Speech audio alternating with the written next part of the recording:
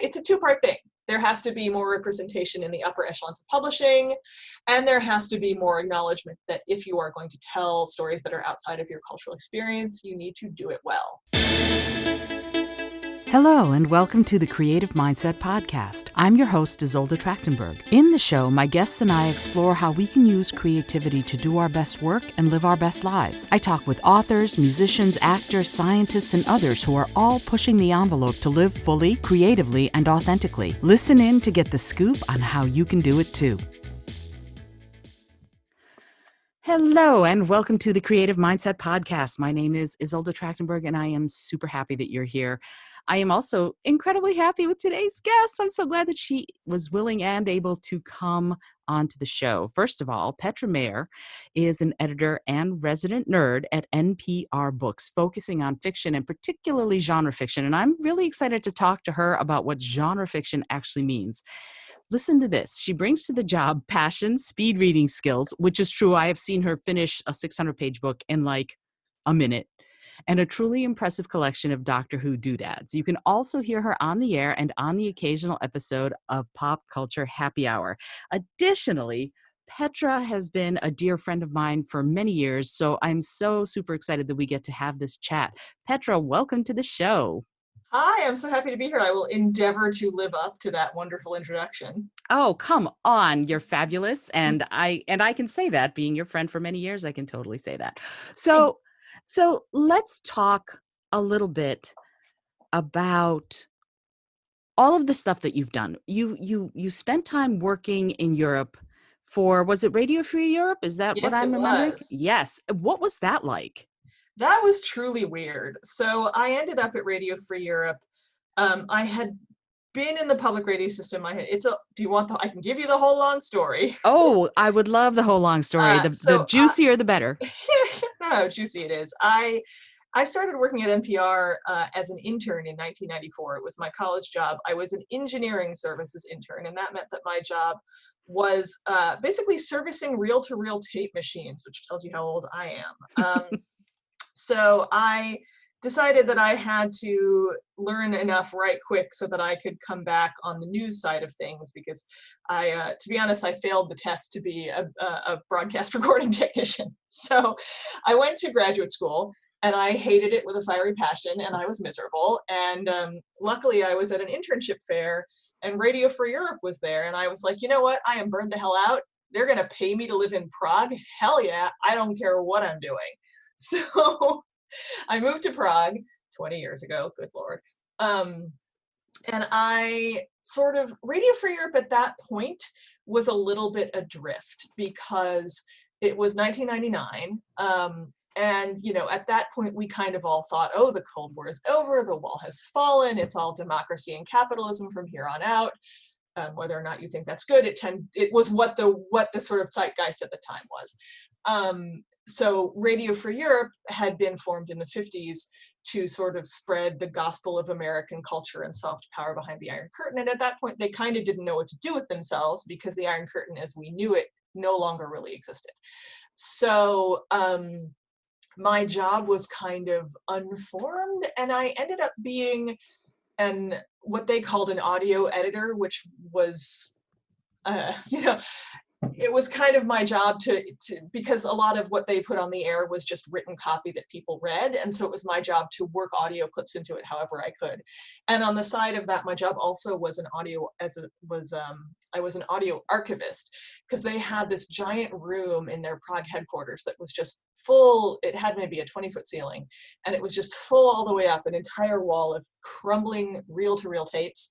And part of my job was to take those tapes down, put them on an old machine, try not to let them crumble all over me, and try to figure out what the hell was on them, Wow. Which was a variety of really random stuff.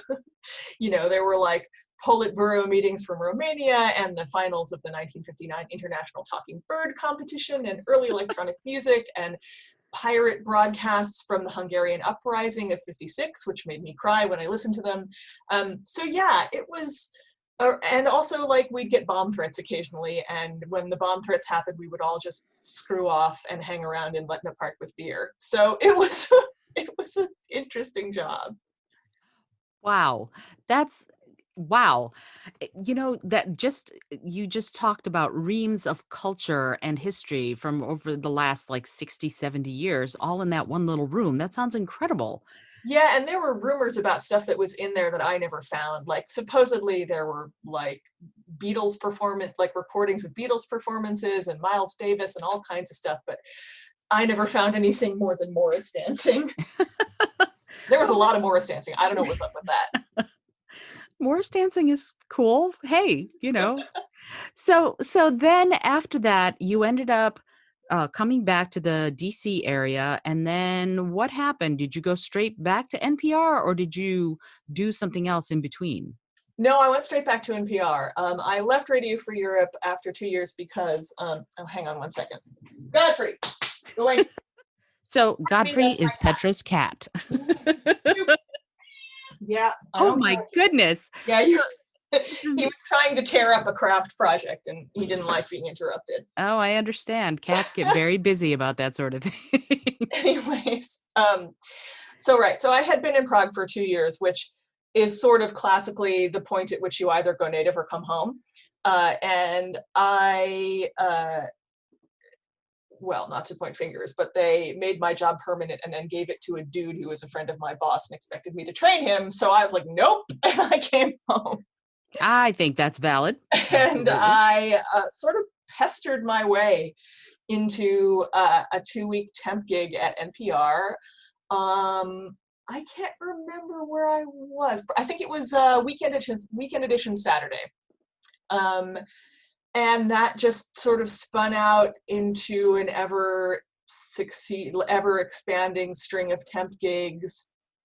And after about 2 years, I landed at a permanent job at Weekend All Things Considered, as a sort of junior production assistant. And I was there for about 10 years and eventually sort of worked my way into being the books editor because we had a host for several years who was a really avid reader, and he was a fast reader and he could do a couple of book interviews a week. That's the thing about NPR, by the way. Like, our hosts actually read the books, which is why, like, if your publicist can't get an interview on NPR, it's because your book is probably too long or too complicated, because we do read the whole thing in order to ask smart questions, and that is a real deciding factor in whether your book gets on the air.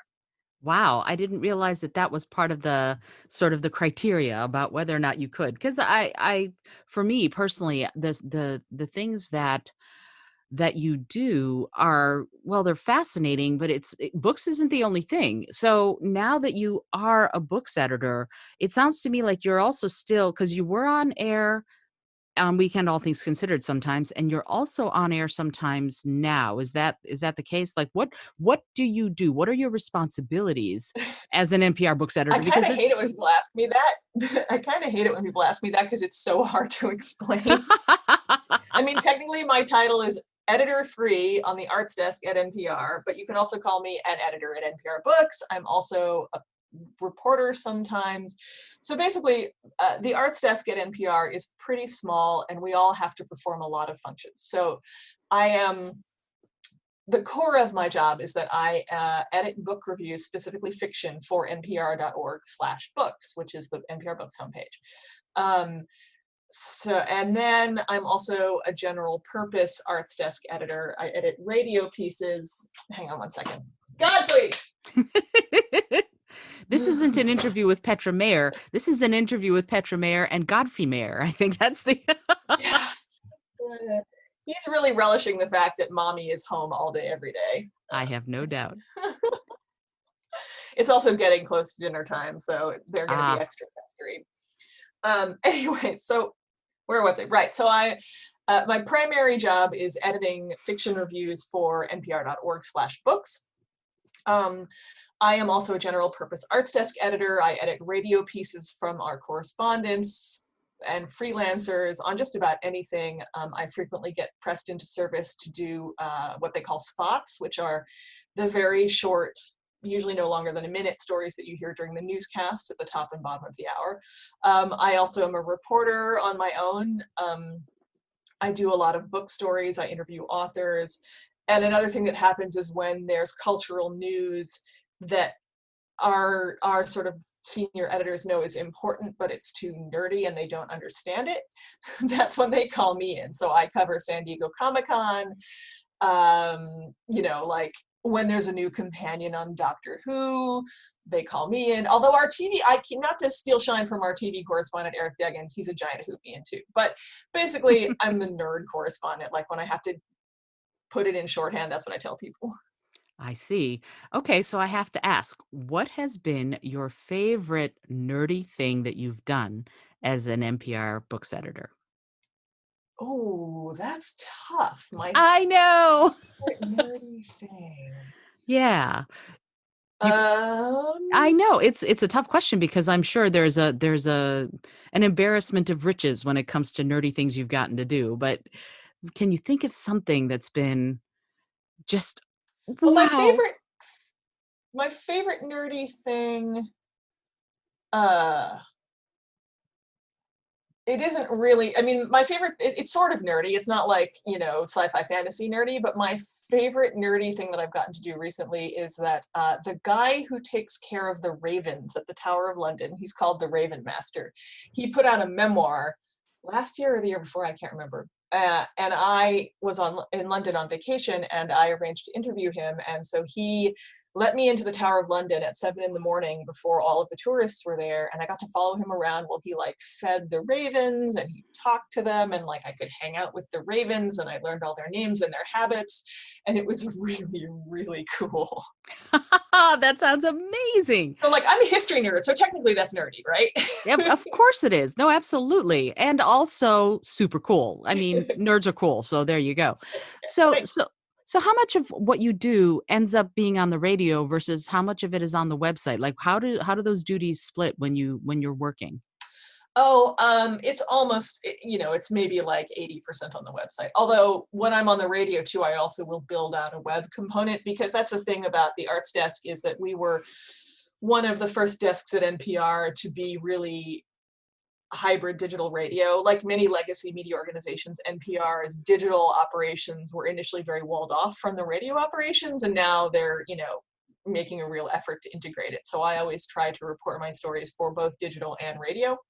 But I would say 80% of the time I'm doing online only stuff. I also, by the way, I forgot to mention this, recently have been appointed the editor of our new video gaming column. So I'm coordinating a lot of online and on-air video games coverage too.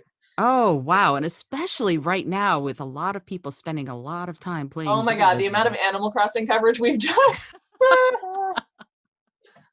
You know, I should probably turn in my nerd card because I have never played Animal Crossing, but maybe someday. I still hold hope. It's So fine. You don't have to pay. no, I don't have to play Animal Crossing to be a nerd. I'm a Mhm. full-fledged nerd in other ways. So when you're editing somebody's work, like you're editing a review of somebody else's book, is that what's going on? Is that Yes, what I'm editing. So I am not a reviewer myself. I Mhm. used to be, but because I'm an editorial employee of NPR, I'm really not supposed to express opinions about the areas that I cover. So that actually, it's great. It gets me out of a lot of political arguments because I'm not supposed to express a lot of opinions. It means I can't argue with people online. It's great. I have a pass. Uh, Yeah, oh, I wish I did. I keep getting too involved. So you're editing someone else someone's agent or a publishing company submits a book to NPR and you assign that's not a reviewer, or exactly how it how does works. that work? Yeah, I would love to know because that's Sure. something that's a bit of a mystery. Like, how do you decide It's where? a mixture of things. So Mhm, I have a stable of freelancers because there's just so much out there. I kind of liken it a little bit to representative democracy, right? Like there's so much out there that I cannot one-to-one look at every book and make a decision. So I rely on trusted representatives to tell me what they're interested in. okay. So that's part of it. My reviewers will sort of on a more or less quarterly basis or seasonal basis send me lists of things that they're interested in. Mhm, And then I also am constantly having meetings with publicists for all the major publishing houses. So I don't know when this is going to air, but right now, as we're speaking, it's the end of May, and we're coming up on Book Expo, which is the major trade show of the year. mhm, It's usually in the Javits Center, which is right now an emergency pandemic hospital. right. So Book Expo is a series of virtual meetings this year, but generally that's where where I and a lot of the other people at the shows who deal with books and our nonfiction editor and a lot of other reporters will just go to New York and pack ourselves into a conference room and spend 2 or 3 days of back-to-back-to-back meetings with publicists from all of the imprints, and where they show us their catalogs for summer and fall and into the next year, and we make notes and we fight over who gets what, and we do a lot of advanced planning. And I'm doing meetings like that all year round. So like, if your publicist has a compelling pitch, sure, you have a pretty good chance of getting some attention from us. Hmm.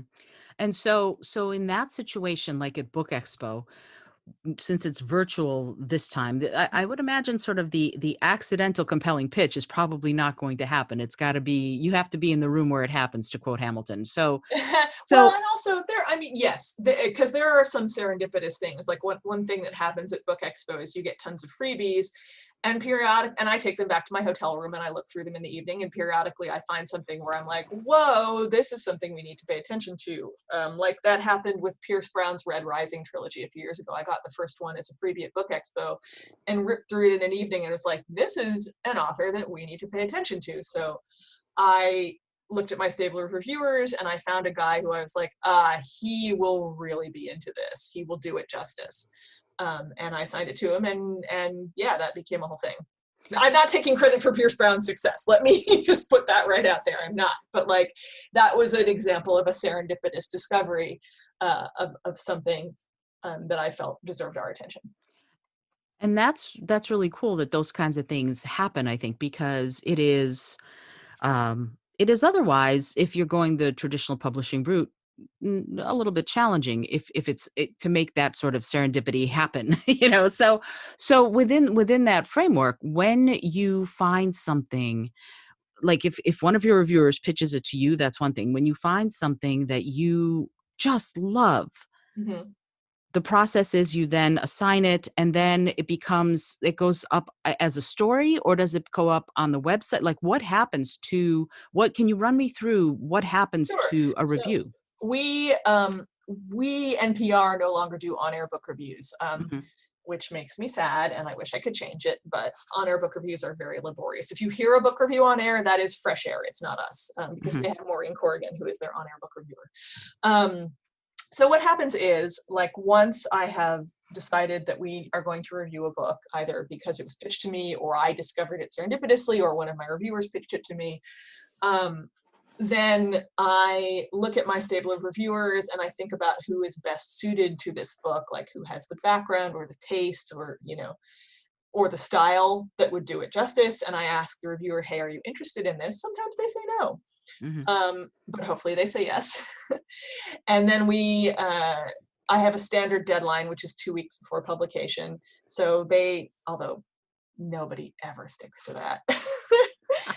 um, and also, so I have a couple of criteria. Like, I have a deadline. I personally prefer a very conversational style. I want readers to feel like they know my reviewers and they want to know what a particular person has to say about the book. Like, I want them to be appointment reading. Like, oh my God, the sequel to Harrow the Ninth is coming out, or sorry, excuse me, scratch that because I said the wrong thing. Oh my God, the sequel to Gideon the Ninth is coming out. I wonder what Jason Sheehan has to say about that, because he was so crazy about the first book. Like, that's what I want people to think about. So I try very carefully to match books with not who I think will give it a positive review, but who I think is best positioned to review it. Because Oh, we do negative reviews. Like, that's a thing, especially particularly if they can be constructive. Like, we don't do hatchet jobs, but if we can give constructive criticism, we do. Anyhow, so I'm getting off track.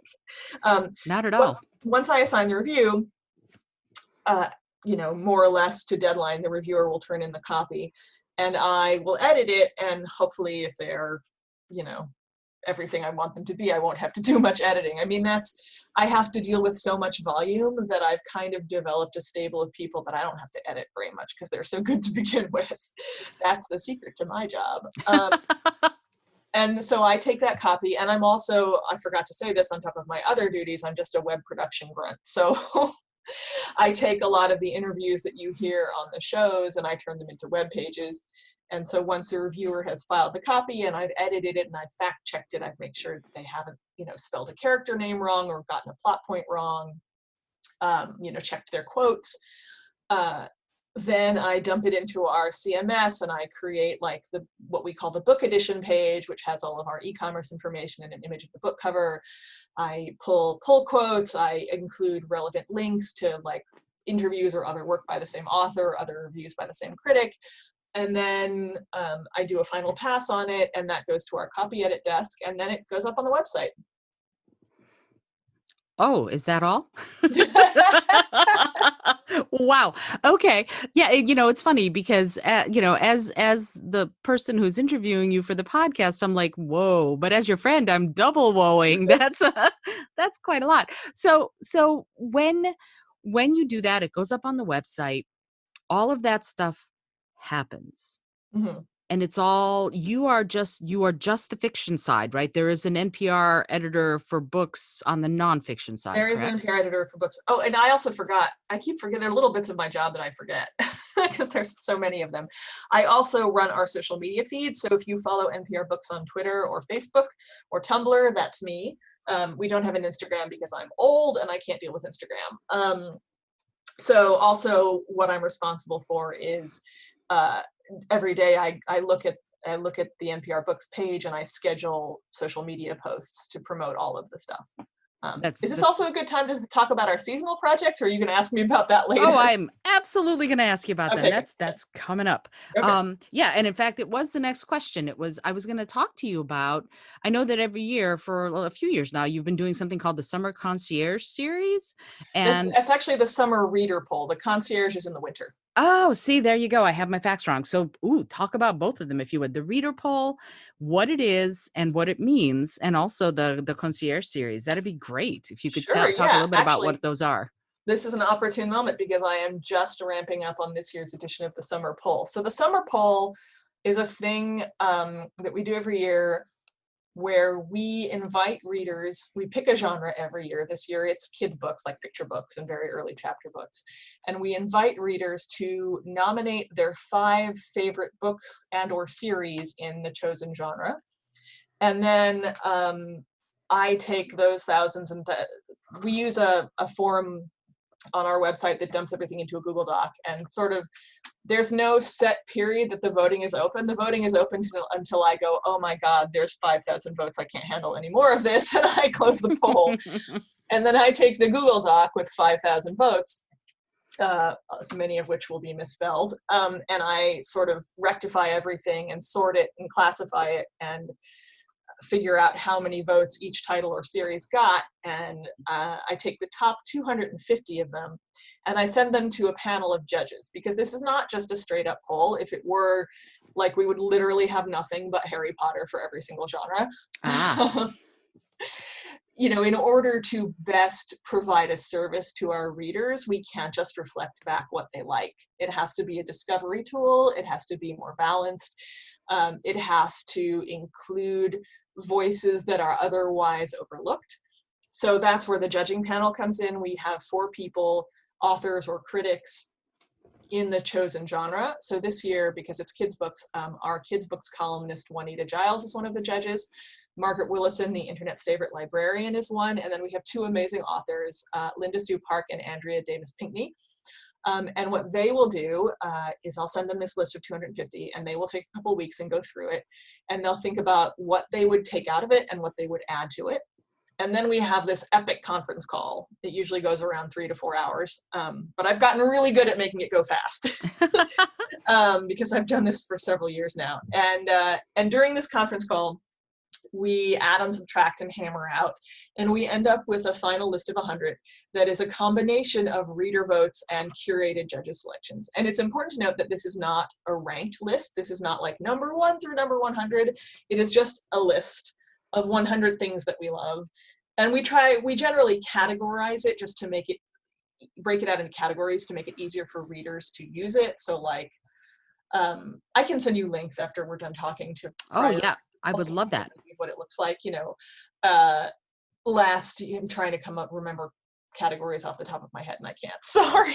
No, don't worry about it. So you're going to do that, and this is sort of the recommendations, a kind of a curated list as well as a readers poll list of Yeah. the 100 books that you all think that readers in that genre ought to read or ought to check out. Yeah, a combination of ones that they love and ones that we think that they'll love. Oh, that's fabulous. And that's why we say it's not 100 best. We do say that for search engine optimization for SEO, but like it's really 100 favorite. We're very careful about that wording. Yeah, and it's important actually because what's best to one might not be best to someone Yeah, else, we're and very careful about value judgments yeah, because that's cool. that's dangerous ground. Yeah, and it makes a lot of sense. So then you have the concierge, which is a winter thing, and what is that? Oh, the concierge is so much fun. So we used to do year-end best of lists year after year after year, and we got super hella bored with it. And we were trying to come up with something else. And I believe that it was my colleague Rose Friedman, who works in the New York Bureau and is a real literature fiend, who came up with this idea of a searchable matrix of book covers sorted by categories where you could, and the categories are, it's a visual matrix and there's a list of categories down the side, and they are a mix of things like standard categories like nonfiction or science or history, and ones that we think are fun, like let's talk about sex or it's all geek to me. And you can click on any, or book club ideas, that's a big one. Staff picks is also a big one. So you can look at this list of categories and you can say, okay, I want, and they're stackable. So you can say, I want a book for my book club, and it has to, hang on a second, Godfrey, yo, get out of here. Sorry. Don't apologize. It's totally fine. I'm just lucky that Ninja, who is sleeping at my feet, is actually sleeping because he could be walking on my head right now. Godfrey likes to shred paper. It's a real problem. Oh, So anyways, so actually, can I rewind because I realized I left something out. Let me go back to the beginning of this description. So, okay. So the concierge is super fun. It is, we ask our critics and a lot of staff members too, at the end of the year, to give us their favorite books of the year. And that also, much like the poll, is a gigantic, huge list that we have to winnow down to a reasonable number, usually around 200 or 300. Unlike the poll, though, there's 4 of us that work on the concierge. The poll is just me. So ultimately, the concierge is a list of around 200 or 300 of our staff and critics' favorite books of the year, arranged in a visual matrix. And down the side is a list of tags, and they are a mix of things, fairly straightforward tags like nonfiction or history, and fun tags like ladies first or book club ideas or funny stuff. And the tags are stackable. So you can click on them and you can say, I want a book for my book club, and I want it to be reasonably short so that it's easy to read, and I want it to center women, and I want it to be funny. So you would click on book club ideas, ladies first, rather short and funny stuff. And the concierge will return all the books in its list that meet those criteria. And when you mouse over them, you will see a blurb from one of our critics. And if you click through, you'll see the blurb, and you'll see e-commerce information, you'll see links to our coverage, to station coverage, and you'll see links to whatever library in your area has it. So it's a really useful tool, and it's super fun to play with. Wow, that's excellent. We're going to need to put a link to that in the show notes from this last year. That's incredible. And yeah, and actually this last year, we finally put up the mega concierge, because it's been running for 7 years now, and we keep saying every year we're going to link all of them up into one gigantic concierge. And our brilliant programmers finally rewrote the whole back end of it, so this year we could link them all up together. So the most recent one is the mega concierge edition that goes all the way back to 2013. Wow. So if you want to find books that fit all of these different criteria, like a book that fits all of these different criteria that you have in your head, you can search for it that way, and then it'll give you the 2 or 3 books out of the hundreds and hundreds that you have that might fit, or something like that. Yep, and then all of our coverage and all the ways that you could possibly find that book. And it's actually, we can put the link up, but it's there's a short URL. It's just npr.org/bestbooks, and that's the way to find it. That's perfect. Short URLs are best. Mm-hmm. So, okay. So now I have a little bit of an inkling about what it is that you do, which is a lot. And you are the genre fiction editor. And I would love to know from you, What is genre fiction as opposed to fiction? How do you define them and what are they? Ah, that is a question that has prompted many an argument. And I think the best definition that I have come up with is that genre fiction is a marketing distinction. It tells you where in the bookstore you're going to find the book you're looking for. Um, because there, especially in the past few years, there's been so much bleed over between what we would think of as literary fiction and what we would think of as genre fiction, meaning sci-fi, fantasy, romance, mystery, thriller, basically what I would think of as all the fun stuff.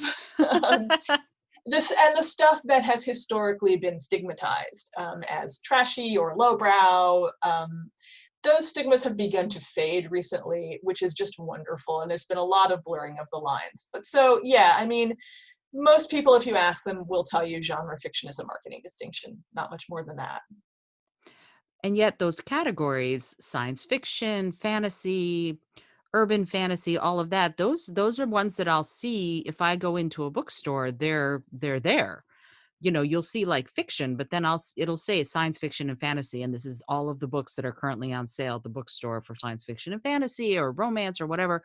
Those are all considered genre fiction because they aren't literary fiction. Is that how that works? Is that the distinction? Kind of, yeah.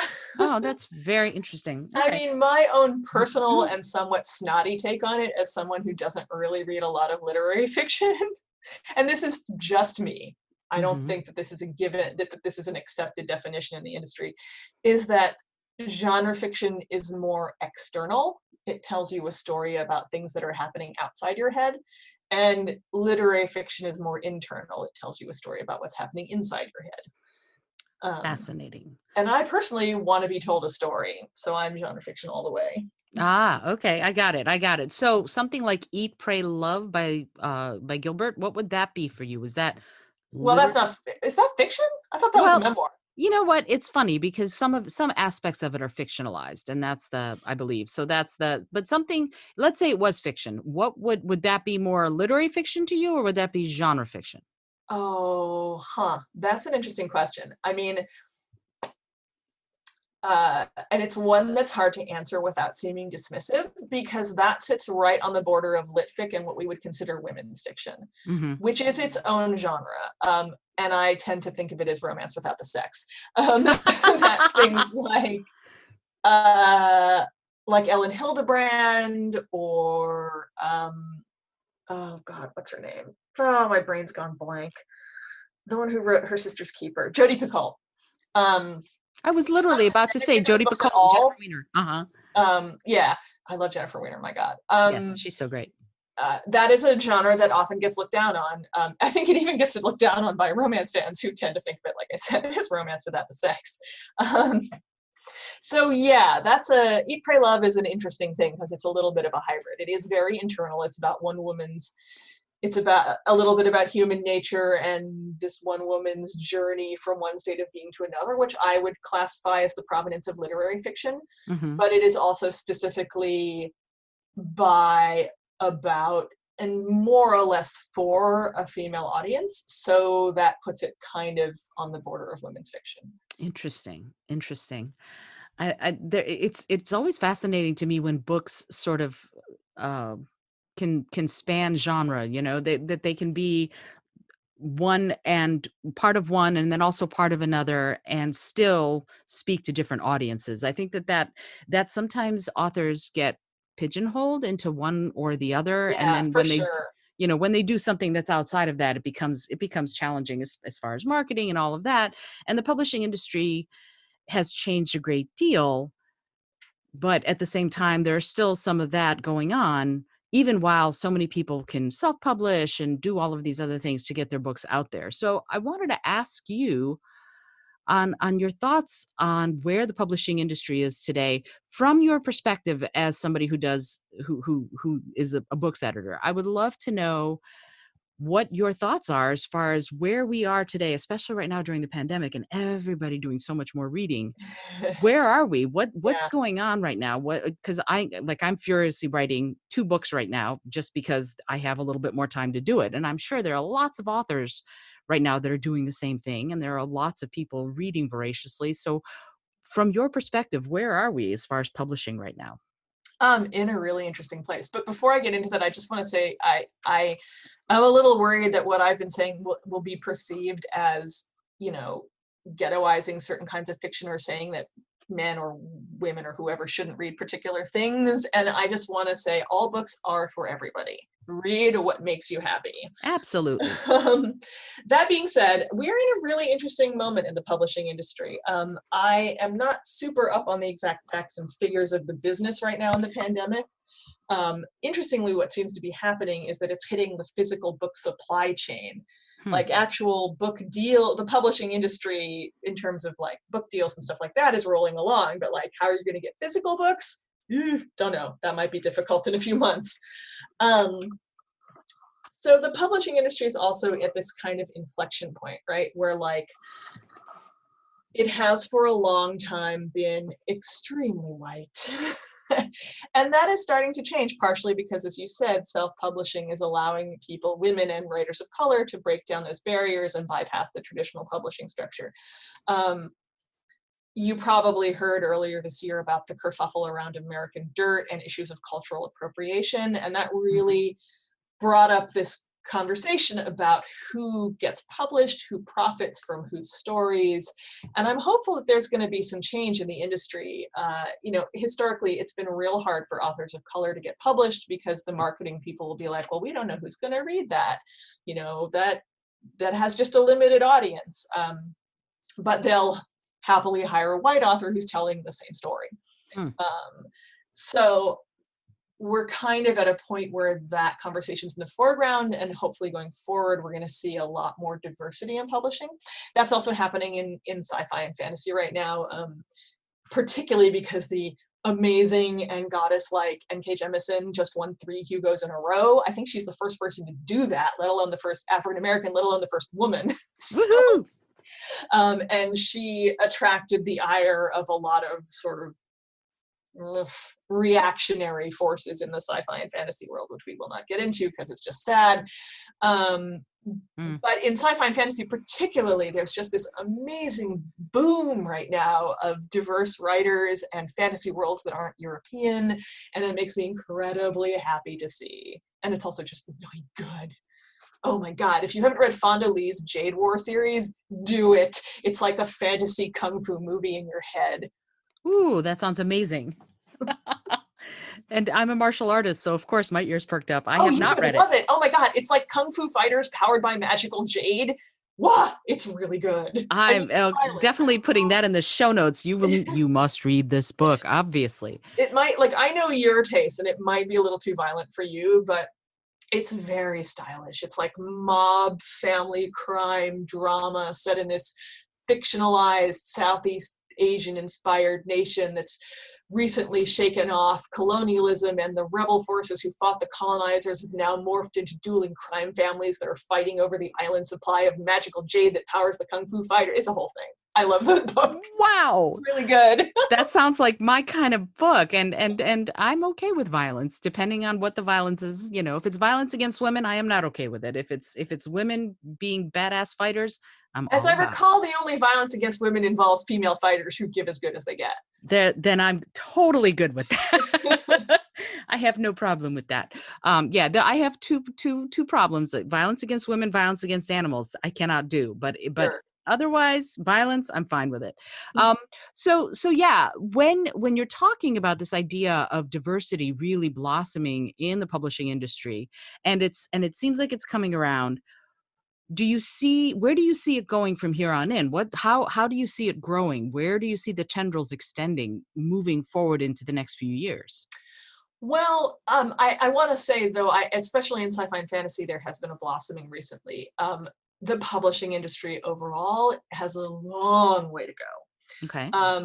And what I would like to see is going forward, and I'm starting to see it a little bit, is more editors being, more people of color being hired as editors, as managers, because that's the way you truly diversify without ghettoizing. You hire people of color and then let them direct what gets chosen and published and covered. You don't say like, oh, this is our Black imprint and we're just gonna put Black people there, Right. Right. No, that makes a lot of sense. And within that, it allows for subjects that otherwise have not been getting sort of the light of day shined on them to get the light of day shined on them. And I think that's important, so important. Yeah. Because Oh, another area that I'm seeing right now is a lot more trans representation, particularly in trans and non-binary, particularly in YA. And YA is where you've got a lot of real like current events issue coverage, because it, when it's not like fantasy dystopia like the Hunger Games, there's a lot of YA that deals with all of the crap that kids now have to deal with. And it's a place where I'm seeing a lot of real interesting things happen in terms of representation. and that kind of diversity feeds into the exact next question that I was going to ask you, which is, what are the most challenging subjects that you're seeing writers handling right now? Oh, interesting. I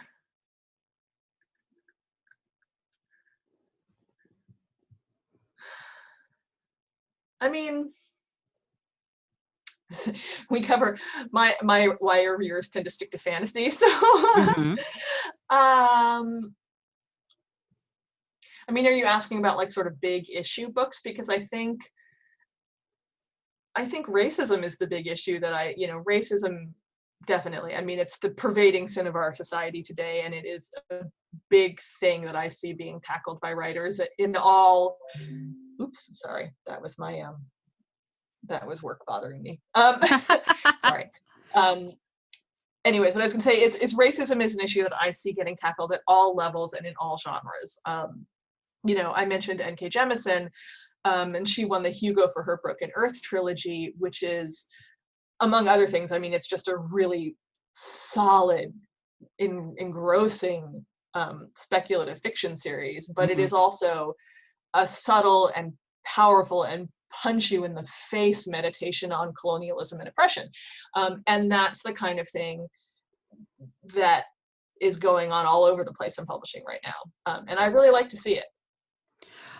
It's yeah, I'm like, I have other questions, but yeah, I just want to honor that for a second, because there's so, especially right now, we could be talking about things ripped from the headlines. It's so important to focus on it, and to do it in a way that educates as well as enlightening. There's Mhm. something there's something that's so poignant about that to me, that there are writers, especially writers of color, who are out there telling these stories that are so important to be told. Now, I have a question that you can choose not to answer, Sure.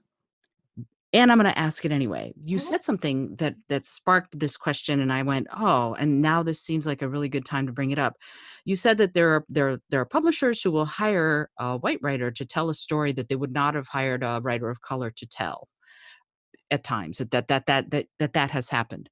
So, how how do we go past that? How do we I don't know, bypass it? How would you suggest dealing with that process of the fact that those diversity stories need to be told by the people who have lived through that?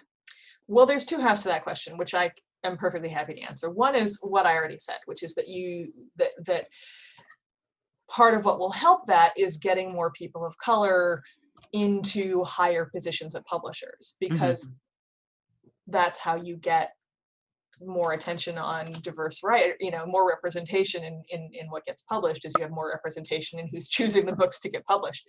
The other thing I want to say is, because I was thinking about the whole kerfuffle over American Dirt, and one of the things that came out of that was white writers sort of being all huffy and saying, well, I can't write about that, I haven't lived it, I can only write about what I know because I'm white, boo-hoo.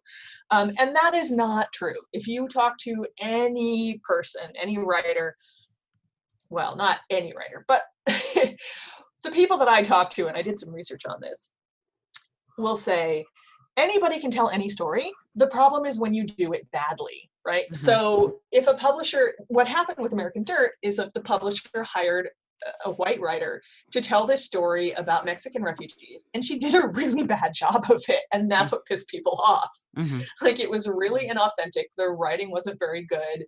People who had that experience looked at this book and said, what the hell is she talking about?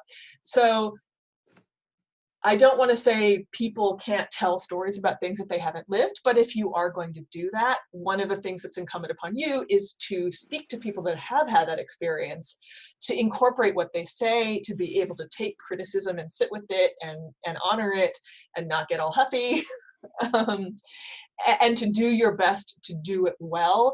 And before you do it, to make sure that the people that you're writing about have had a chance to tell their own story. So, if you're going to write a story about Mexican refugees, you look around and you say, hey, are there authors who've had this experience and have had a chance to tell their story? Is it the right time for me to jump in? And if it is, then go ahead. And if it's not, write your book anyways and just sit on it for a couple of years. Use that time to make it better. So yeah, it's a two-part thing. There has to be more representation in the upper echelons of publishing, and there has to be more acknowledgement that if you are going to tell stories that are outside of your cultural experience, you need to do it well. That's a succinct answer. I like it. I just did this podcast for NPR. They have this thing called Life Kit, Mhm. which is a sort of advice podcast on how to do various things. And so they asked me to do an episode on how to write your novel. And so I actually talked to a whole lot of writers about this, and specifically a writer and a friend of mine named Tempest Bradford, who helps run this workshop called Writing the Other. And she has a lot of really interesting stuff to say about that. So I gotta hand it to Tempest. I'm mostly parroting what she said. Well, and it's a lot, there's a lot of wisdom in what you said and in what Tempest says, because it is so, as someone who writes books, I feel like I want to be cognizant and aware and sensitive of the issues that surround the books I'm trying to write, or the potential issues. And I want to make sure that I'm not being ridiculous when I write characters who are different from who I am and from what I know. You know what I mean? So I think it's Absolutely. so that's, and I wanted to, and so I appreciate you saying that, because I think this idea of writing diversity well, it can't be just from inside your head. I think you do have to do some research.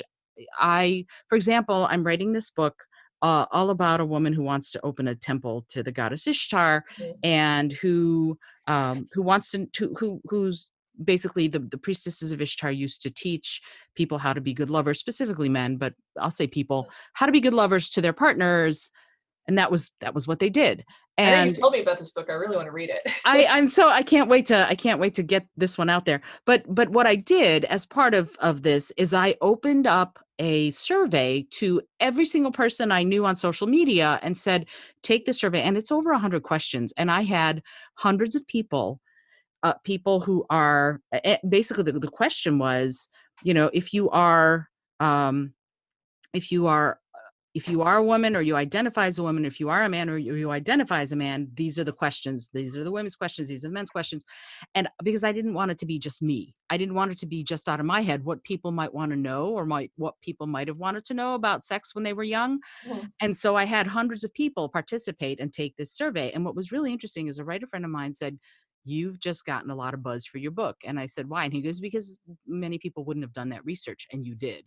And I went, okay, I had no idea. For me, I just didn't want it to be just my opinion on this, because there is this idea inside my own head that there's no way I'm the ultimate authority. So I'm going to Yeah. get a I bunch mean, of, yeah, it gets kind of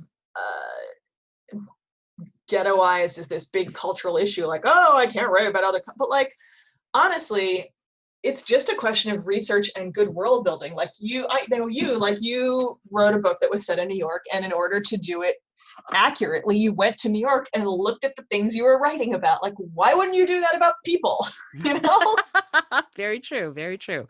Absolutely. And that to me, well, I mean, you would I was able to go to New York. Not everybody can. And Mhm. if you're world building, planet Xylon and in the star system Berdicchio, then you obviously can't. So, but at the same time, I think, yeah, this idea of doing research, and it also, interestingly, what it did for me is it built community, and there are people who are, I get these little notes. I took your survey a while ago. When's the book coming out? And it's really to have that be a thing. So let me talk to you about the NPR readers community. Sure. What is that community? How do you join the community? And what would you like to have that community be if it's not where you'd like it to be yet? I mean, if you read books, you're part of our community. I mean, to be perfectly honest, I don't engage with our reading community as much as I would like to. I said earlier that I run our social media feeds, but the problem is that's a full-time job, and it is approximately like 1/8 of the stuff I have to do every day. Wow. So, we have a pretty big Twitter following, and I really wish that I could engage with them more. I mean, there's some amazing statistic about like how much more likely NPR listeners are than other people to have read a book in the past week. I can dig it up somewhere if you really want it. But NPR listeners are crazy readers. They read a lot. They buy a lot of books. Back when I was a show producer, it was kind of a fun thing that we used to do to watch the Amazon sales figures of any book where we had interviewed the author, like before and after it aired. It would always just shoot way up because our listeners are big readers. And one of my favorite things that I do when I have time, although I have to cop to that I have not done it lately, is to interact with readers, with our audience on the hashtag, the Friday Reads hashtag on Twitter, Hmm. where like I talk about what I'm reading over the weekend and people tell me what they're reading. Um, Again, this is something I haven't had time for, and I really wish that I had. People will ask me for recommendations on Twitter, and I love doing stuff like that. So yeah, I don't know if I could say who our community is. Like, who I wanted to be. I mean, if you read books, you're my audience. Like, Welcome all. That's yeah, right. exactly. Oh, so okay. Speaking of you reading and giving recommendations, I have Mhm. just a couple of questions about that. What Sure. has been Well, actually, let's step back a little bit. I'm going to ask you a question that I told you that I was going to ask you because I feel like that this question needs a little bit of preparation and a little bit of time thinking. What makes a book good to you? Yeah, and I thought about it and I didn't come up with anything really succinct. That's the problem. Because there's a difference between good and enjoyable, right? Hmm. Like, Hmm. I vastly enjoy books that are objectively bad. Well, I can't say objectively bad. Like, I vastly enjoy books that are that I think are badly written. I'll Hmm. put it that way.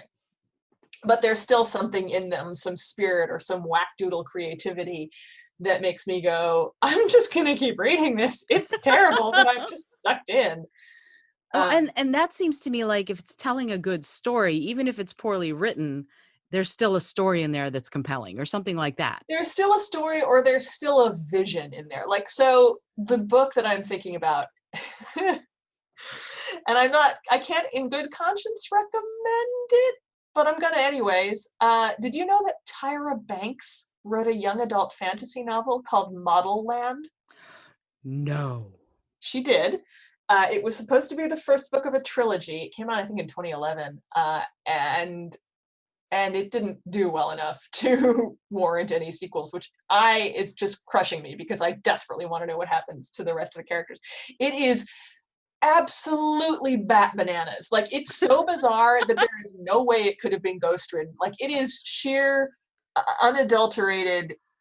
This is telling me much more about it's like the best, the weirdest fanfic. Like, this is telling me much more about the author than she thinks it is. Like, I see. it is this, well, I won't go too far into it, but it's about this bizarre fantasy land where everybody wants to be a model and only the chosen few get to go to Model Land, which is like the Hogwarts of modeling, and it's on top of a golden mountain. And if you get to go there, you have a chance at becoming one of the 7 Intoxibellas, the only famous people in the world. And it is weirdly constructed, and plot lines come and go and characters come and go, but the vision of it, the overall world building, is so wildly imaginative that I just couldn't stop reading it. Awesome. So, but like, what makes a good book? Huh. A certain degree of writerly craft. Like there are books where I'm like, I don't like this, but I can recognize that it's a well-written book. Um, for me, I want to be told a story that has forward momentum. I want the writing to be fluid. I want the characters to be three-dimensional and interesting. And I'm a world building junkie. Like I will get, and this is just me, like other people will have different reactions, but I will get absolutely thrown out of a book and not enjoy it if there are obvious anachronisms in the dialogue. I read a fantasy novel that was supposed to be set in the 20s where the characters were talking about, oh, let's go grab a drink. And I was like, nobody said that in 1923. So, okay. So yeah, I So, wish I had a succinct answer for you, but I think it's mastery of craft. okay. Yeah, mastery of craft. Okay. That's a valid answer. Absolutely. And I agree with you with world building, but I am actually going to ask you, what is world building? Well, the aforementioned great and glorious N.K. Jemisin actually has a whole workshop on this, and I think she has her slides up online. I can probably try to find a link to that for you. Oh, But that would world be building phenomenal. is it's the art of creating a believable world for your characters to inhabit. And it primarily comes into play with sci-fi and fantasy because you are, if you're writing something that's set in the world that we all live in, there are going to be certain signifiers that everybody takes for granted, right? But if you are setting your story on what did you say? Planet Zebraxia or whatever it is, like Planet then you have to Xylon. Planet Xylon. Then you have to think about from the ground up what Planet Xylon looks like, uh, and how you are going to immerse your readers in it, whether you are going to sort of build it from the ground up with every single possible detail about climate and various countries and their cuisines and their politics and what they all wear, in which case you are Robert Jordan and you're not a very good writer, but I'm going to read the hell out of you anyways because I'm obsessed with that shit.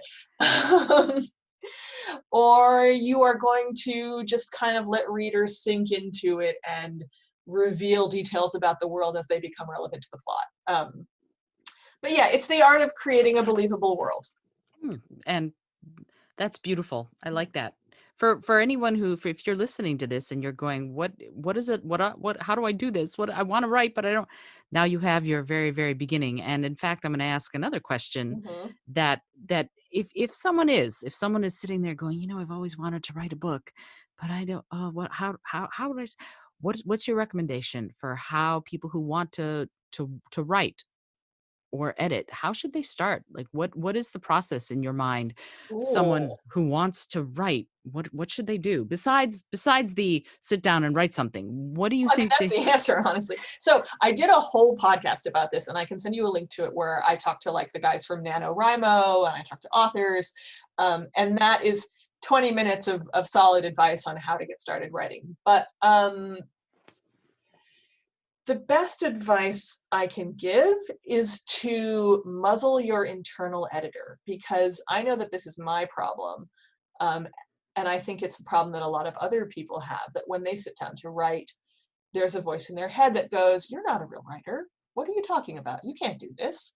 That's bullshit. If you don't put pen to paper and instantly you are Virginia Woolf, then you are nothing. Mm, And that's nonsense. Shut that voice up. The other thing I would say is when I spoke to the guy from NaNoWriMo, Grant Faulkner, he gave me this idea of time confetti. Because a lot of times, like, you're living your life and there's no way you can sit down you don't have, like 2 hours where you can sit down at your perfect writing nook with your cup of coffee and the sunshine streaming in and you could write the great American novel. But what you probably have got, like, is this time confetti, which is like 5 or 10 or 15 minutes throughout the day where you would normally just kind of be screwing around on your phone looking at Twitter. And if you catch yourself doing that, you can go, no, I'm going to spend this time just putting my pen on the paper or my fingers on the keyboard and seeing what comes out. exactly that. I love that. That's beautiful because I think we all write differently. I don't know anybody who's got a sunshiny nook and the perfect cup of coffee. I think everybody, at least every author I know, we write when we can and we write where we can.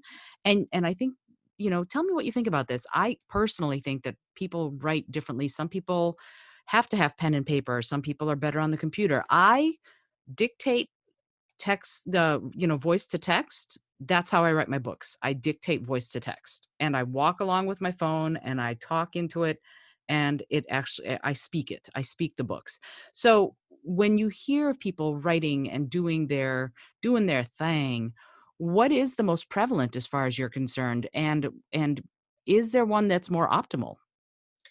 I don't know. Honestly, that's not a thing that I have ever asked people. I would say what's most optimal is what works for you. But I will say, it's really interesting to hear that you talk your books, because one of the most common pieces of advice that I give to my writers is, have you read this out loud? Because if it's hard to say, it's probably hard to read.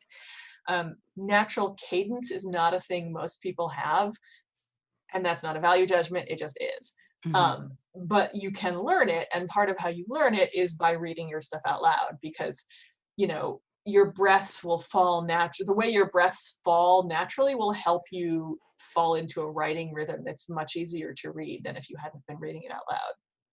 Absolutely. I agree completely. and and I sort of read it out loud as I'm writing it, and then I read it out loud afterwards, because Mhm. Oh, because good. that's storytelling to me. And to me, books are stories we just happen to have written down. So, if you're going to tell a story, that's a beautiful way to do it. So thank you for that. I think Sure. that's really, because sometimes I think people, we live inside our own heads and we don't remember that other people think similarly until they say something. So thank you for Mhm. saying that. Uh coming I do want to I want to touch on the video games thing that you said. I had no Oh, sure. idea.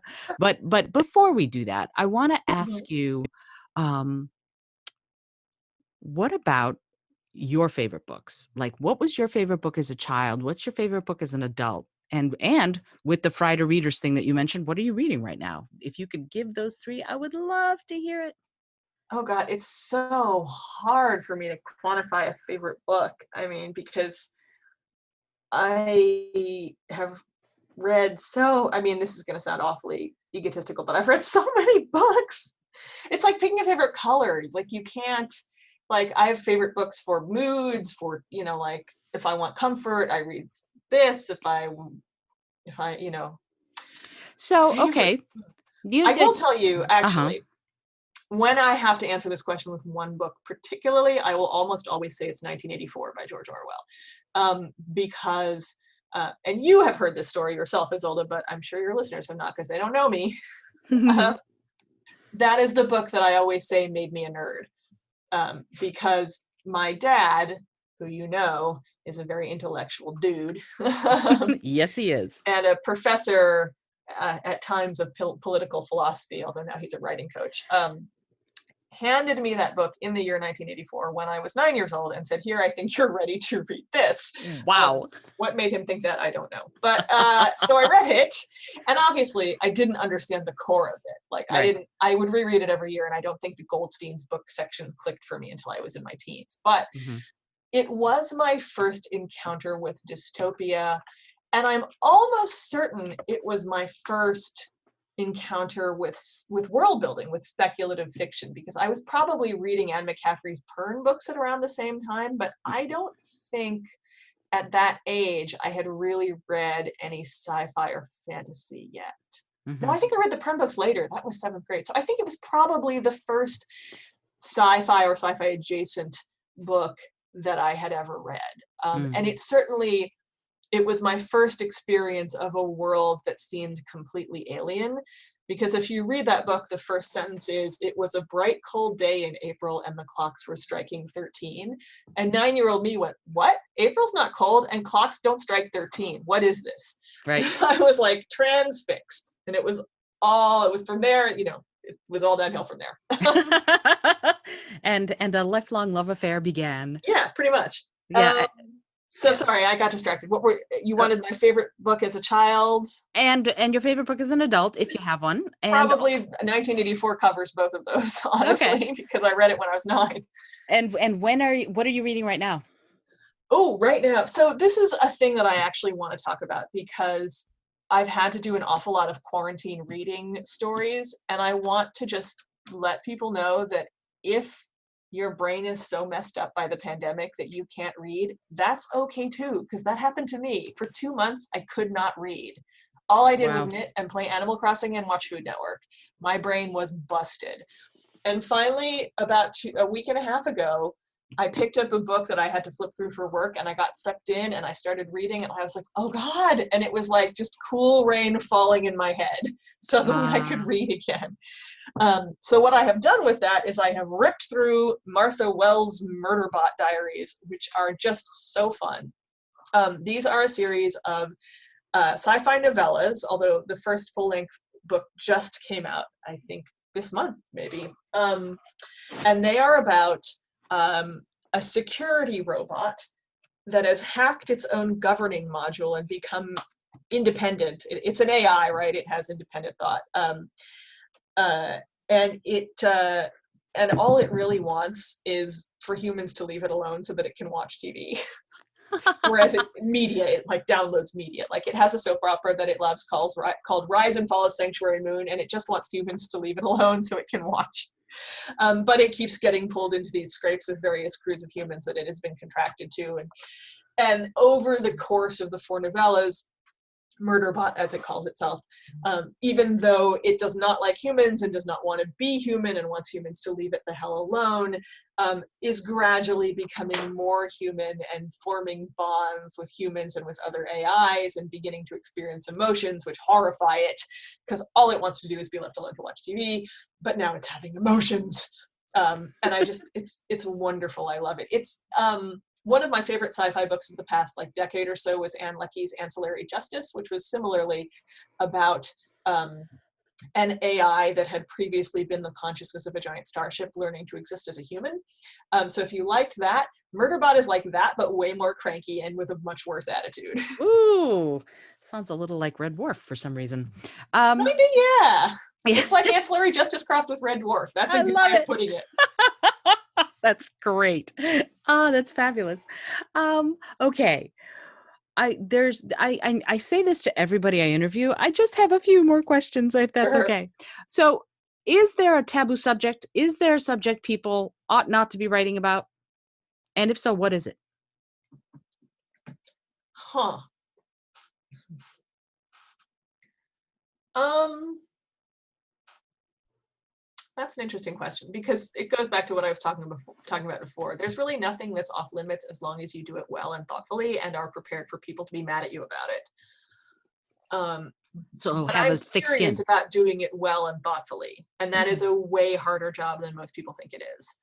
Um, I mean, I don't want somebody writing the next Turner Diaries. Like that's off limits. Hmm. But unless you're just, unless you're spewing vile hatred, no, there should be no limits. Just make sure that it is the right time for you to tell the story, that you are the person to tell the story, and that you're doing it well. That's fair. And doing it well there's so much that goes into that, really studying the craft and really practicing. Mm-hmm. They say somewhere, I've read somewhere, that you write 3 books before really you ought to consider publishing one. Don't try to publish the first one you There is a write. thing I've encountered that I think of as first novel syndrome. Yes. Yeah. And it's funny, I go back, I've been doing this thing where I have been getting on Facebook Live and reading my books. And just because, right? Just Mhm. because I wanted to read them. And I read book 1 of my series and went, okay, I'm a different writer now. And it's nice to know that I didn't hate the book. I know a lot of writers hate their first book. I didn't hate it. I liked it fine. But I'm a very different writer today than I was back in 2011. So it's good to know that hopefully, we grow as we write more, we develop our own voice. And that's another question I wanted to ask you actually Absolutely. is, what is your voice? What is a writer's voice? That is an interesting question. Can I actually, before I answer that, just go back to the previous question because I thought of one more thing Sure, of course. about things that are taboo. I what I had said was nothing is taboo as long as you're not spewing vile hatred, and you do it well. It is the right time for you to tell the story. You research it. You are prepared to take criticism. And the other thing is, if you take your story to a member of the group that you're writing about and they say no, you put it down. You are ready to give it up if you find out that you are on the wrong track. So that's an important thing. Anyways, That makes, I mean, it makes a lot of sense for sure. So voice. Okay, so Voice. voice is really interesting. And I find that it is something that's hard to teach. I almost said it can't be taught, but I think probably it can be if people learn and grow as writers. It's hard though. And I don't think there's a way to quantify it. I can tell you how I try to draw it out of people because it's a thing I work on a lot with my reviewers. The primary thing I tell them is don't act like you're on NPR. Because that happens sometimes with people that are new to working for me. They will send me a piece and it will be full of $50 vocab words and contorted sentences that, and I'll be like, no, that you're writing for what you think NPR is. You are not writing in your own voice. Talk to me about this book as if you are my smart friend who is very excited about this book and we are having a cup of coffee and you are telling it to me. So the other thing I'll say, and if you listen to the podcast episode that I'm going to link you to, this will come up too, but it's important. Voice is far more linked to what you read than you think it is. Like a lot of people, that's my other piece of advice that I tell people, like read. And they'll say, oh no, but I don't want to be influenced. And the answer to that is everybody's influenced, man. Shakespeare was writing fanfic, okay? So if you are writing it in your own precious personal voice, it is your voice, but you will never figure out what you like and don't like in writing unless you read a lot. So yeah, like it's interesting. Voice is this thing that you can only kind of triangulate around. Like it's a mixture of your own conversational style and what you do and don't like. And when you have it, it comes through on the page and I can tell who's writing by looking at the sentences. Like I have a particular writer, I think I mentioned him before, Jason Sheehan, and his voice is so particular and powerful on the page that I could look at a piece without a byline and go, oh my God, Sheehan wrote this, And that's really what I love in writers. Like I want that voice to just pop off the page so that I feel like I know you. And that's all goes back to sort of building community, when people know the writer based on the words on the page, that feels almost like a friend to me. I feel very close to the authors that I love, even though the only author I've ever met truly that I adore is Judy Blume. Everybody else I've just loved I've worshiped from afar. And yet I feel like I would love to have a cup of tea with them. You know what I mean? Yeah, exactly. That's exactly So, right. That's a good point. And I'm really glad to hear that Judy Blume was cool. I have actually never met her. I would hate it if she wasn't cool. she would, yeah. The next time we go to Key West, I'll hook you up. Cool. Yeah, she was amazing and a complete delight. So which made me feel so happy because I read English in part because I read her books when we first immigrated. So that's how I sort of learned how to read because no one actually taught me. So, okay, we're down to the last few questions. Oh, good, because it's getting on towards dinner time. I don't know if you can hear it, but as we say in this house, the flops phone is ringing. I understand. I hear it. I love it. So yeah, and I'm actually I won't keep you too much longer, but I did want to say video games. Excuse me. Hello. Let's talk about that for a second. Sure. What's that? What's that? What are you doing for NPR as far as video games?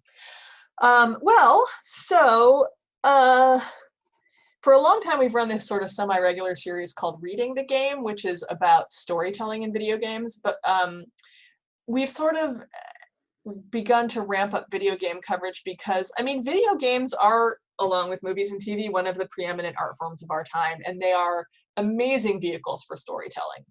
Like the the main big studio video games that are around now, and I'm not talking about stuff like, first-person shooters like Overwatch or Fortnite or whatever, although those are super interesting in all kinds of ways. Mhm. But the sort of degree of novelistic storytelling and cinematic storytelling. Why did my printer just turn itself on? Jesus, stop. Well, you said we're talking about technology, so Yeah, technology had to make itself known. my printer does this weird thing where like it will refuse to print in the moment, but then a day or two later, it'll print whatever I want it to. So, It likes to keep you on your toes. anyways, what I was going to say is the degree of sort of cinematic and novelistic storytelling that's going on in, just to name a couple of games that are like either out right now or about to come out. Hang on a second. Printer, what the cut it out. Okay. I love the fact that you were going, what the shit? And then it went ding dong. It's like you bleeped yourself. You can bleep that out if you want. Oh, no. To do my radio mannerisms and not actually cuss. No worries. Actually, the beauty of doing this podcast and making it as unedited as possible is that I just put the little explicit sign on the episode and we're good to go. So okay, good. I'm not worried about it. Cool. Anyways, games right now, they're basically like sort of movies and novels combined. They're just fascinating. There's so much going on. And in other games that are less story driven, like I mentioned, sort of first person shooters like Fortnite and Overwatch, those are really interesting in terms of their implications for the way we form communities and interact online, because those have these huge online online communities where people are chatting with each other and playing together and sometimes being complete assholes to each other.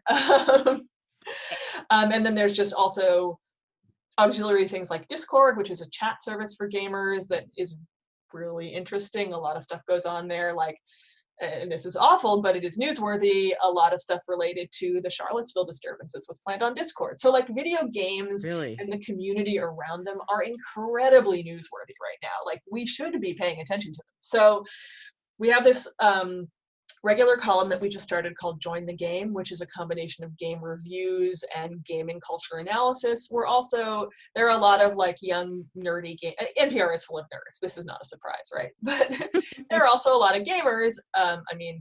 Me personally, I'm part of an incredibly vibrant and obsessive Pokemon Go community at work, because the NPR sign, for all you out there in Radioland, the NPR building sign is a Poke Gym.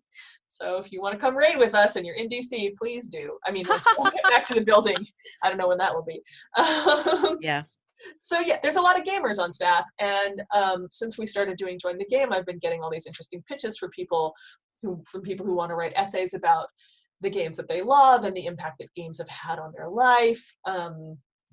Particularly now, of course, during the pandemic, when we're all stuck at home. That's part of why Animal Crossing is so huge, right? Because you want to escape to this beautiful cartoony world with cute animals and no viruses. So yeah, we're doing some on-air coverage. We're ramping up reviewing. I'm still kind of in the early stages of figuring it out, because again, it's on top of my other job too, my other 14 jobs. But I do feel very passionately that this is an area of culture that we cannot afford to ignore. Oh, it's a multi-billion-dollar business in addition to being a haven for people to build community. It's a Yep. huge business. It's huge. So it makes a lot of sense that on multiple levels that you would be covering it and helping other people find it. I think that's great. And I think there's an evolutionary process going on here. The way we tell stories is changing, and video games are another sort of piece of that pie now. And it started with the games back in the 60s and 70s and the arcade games in the 80s, and now here we are, where you can have incredible worlds with incredible visuals and audio. Yep, Right we've come a there. long way. I mean, I grew up with an Atari 2600 and I still have a soft spot for that, but man. Yeah, it's a different kettle of corn, as I like to say. Yeah. So how can people find you? Where are you on social? I know as far as NPR, you are what? I'm NPR Books, yeah, on Facebook and Twitter. My personal Twitter account, which I am really erratic and crappy about, but feel free to try to find me there, is Petramatic, like automatic, Petramatic. And mostly I post pictures of my cats. So if you want to see what Godfrey looks like, Or there's a lot flops. of pictures of him on my Twitter account. Yes, it's Godfrey, Pete, and Flops, and they are wonderful Yeah, kitties. yeah, yeah. And then one last question before I let you go. It's a question I ask everybody who is on the show, and it's something that I think is it's something that I like to ask because I think it allows you to conceptualize and really sort of funnel things down into one thing. Mhm. If you had a plane, and I know how much you love to fly, but if you had a plane and you were to skywrite something for the whole world to see, what would you say? Hmm. Luckily, there's a phrase that captures both my passion for reading and my love of RuPaul's Drag Race, and that is reading is what? Fundamental. Fabulous. Fabulous. I thought you were going to say what people say about me behind my back ain't none of my business. That's what because that's another RuPaulism. It's true. So yeah. Yeah, this has been so wonderful. I am so grateful to you for taking the time, and I know you have cats to feed, but Oh, it really was thank so you. much fun. The cats can suck it. They can wait. Yeah, I know you wait on them hand and foot, so I understand. Godfrey is like right here on my desk lying on the mouse. I love it. Hi. I love it. Yeah. So yeah, Petra, really, I'm so grateful that you took the time and to basically drop this much wisdom about so many subjects. And I really encourage all of you who are listening, find Petra and follow her. She is the queen of reading as far as I'm concerned. And if she recommends a book, I've never had her recommend a book to me that I did not love. So find her, follow her, and you will not be sorry. In fact, I'll get all sorts of tweets coming at me going, "Thank you for the recommendation. This is awesome." So thank you again, Petra. This is Isolde Trachtenberg for the Creative Mindset Podcast. I hope that you've enjoyed today's show. If you are liking what you're hearing, rate and review the podcast wherever you listen, whether it's on Apple, Google, Spotify, or wherever you happen to tune in.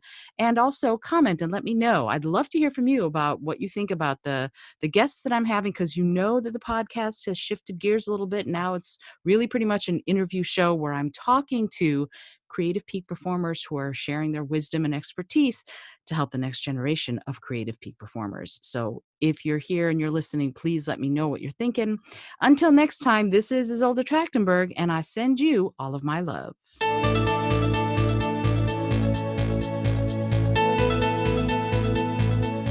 Thanks so much for joining me today. I really appreciate you being here. Today's episode was produced by Isolde Trachtenberg and is copyright 2020. As always, please remember this is for educational and entertainment purposes only. Past performance does not guarantee future results, although we can always hope. Until next time, this is Isolde Trachtenberg, and I send you all of my love.